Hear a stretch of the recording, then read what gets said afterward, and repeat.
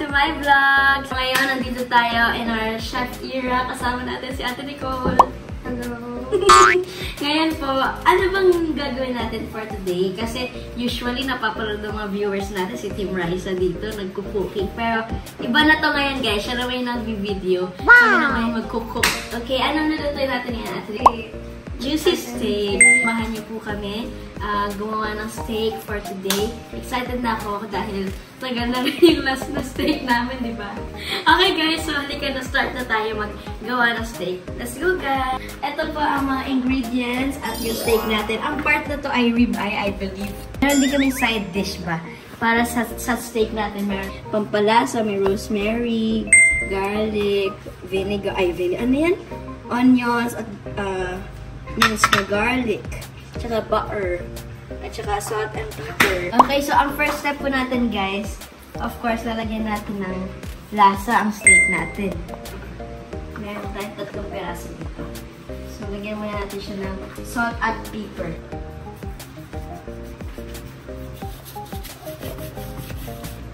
Tapos, ang palasa guys.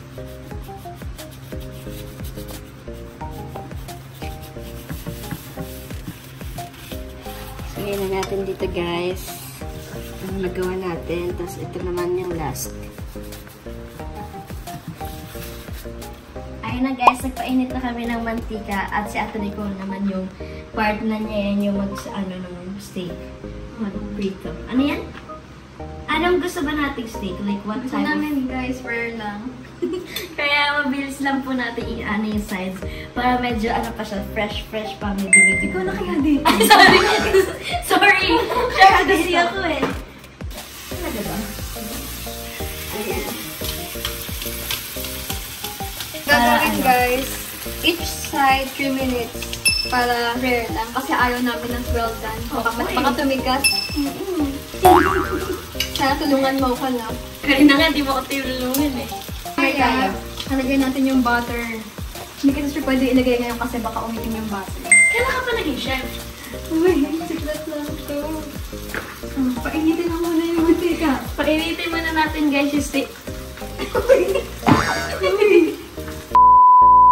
guys. Wow! Ang sarap! Kainin mo na to. Kain na to. Grabe no. Pwede na tayo maging chef. Parang ano yan? Sa mga gusto po mag-order, PM. Ayan, may Raisa, pwede na ba ilagay yung butter? Opo, pero guided po kami ni Team Raisa. Siyempre, siya yung main chef dito eh. Lahat alam niyang recipe, guys. Kahit anong gusto ko po ng ganito luto. Ay, luto agad! Guys, kung marami na nagtatanong kung chef siya, guys. Actually, nagkarindil niya po sa dati. Oo, pero malaman kung anong recipe nito. Bisitahin niyo yung pantry ni Team Raisa. 33 minutes lang. Yan. Yan. Pwede na. Busog ka. Ilan bang ba? Dalawa para malasa. Ito namin lang natin siya guys. Ayan guys. Lagay mo sa kabila yung isa. Tapos i-ganon-ganon mo. I mean the soup. Yung sauce niya. Tapos, kaya late na siya guys kasi para hindi masunog tsaka ulitin yung butter. Try na natin. Wow! Okay. Okay. Saka guys, para maiwasan yung pagkasunod ng karne, dapat yung mahina lang apoy natin. Yan. Hina lang.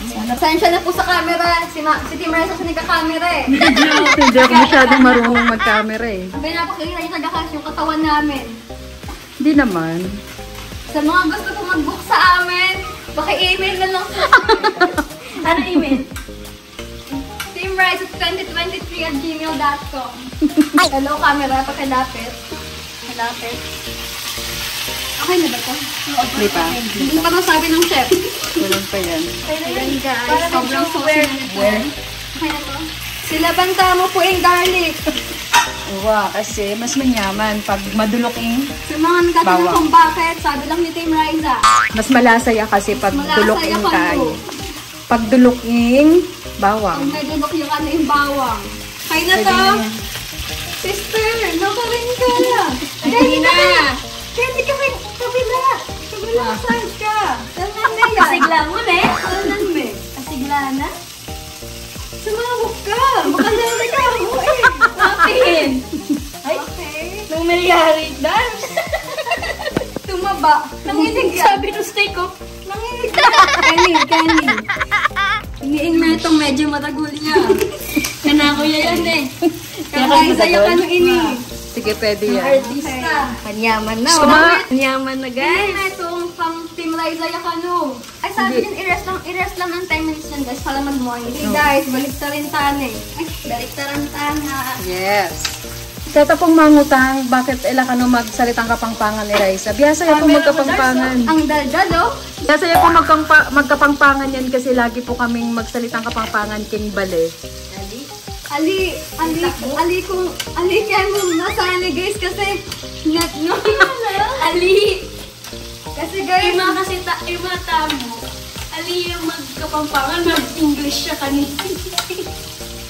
kasi, guys, nang anak kami. Ali kami masyado magsalita kay Kapampangan. Pero, Makaintindihan mo na eh. agyo naman, Liza. Salita sa akin. Palawin. Wow, proud ka balen. Shout out mga kabalen. Ito, guys. Ingat kayo kene. Lalo na kung Angeles. Shout out. Kabalen tamo kay Angeles. Ingat kayo kene. O, di naman yung butter. Adwa. Kasama ng cooking, comment lang kayo. Sana naglalaway ng artista. Malapit na yun eh.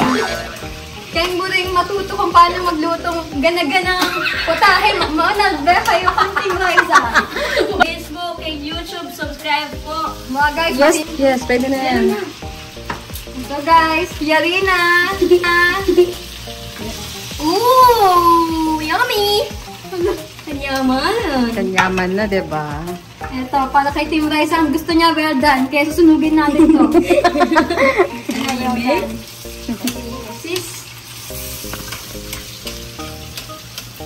Palaway na yung cameraman, no? Mag-catch up muna tayo, guys. Happy says, kamusta ka naman? Kamusta ang puso mo? Maganda ka na. Di ba tayo magkasama ka? Kamusta nga yung heart mo? Are you in a happy place? Dark place? Masaya. Dark horse? Masaya ang puso ko ngayon dahil sa Panginoon. Ang showbiz din sa lugar. Ikaw, May. Lights off, lights on. Stick din.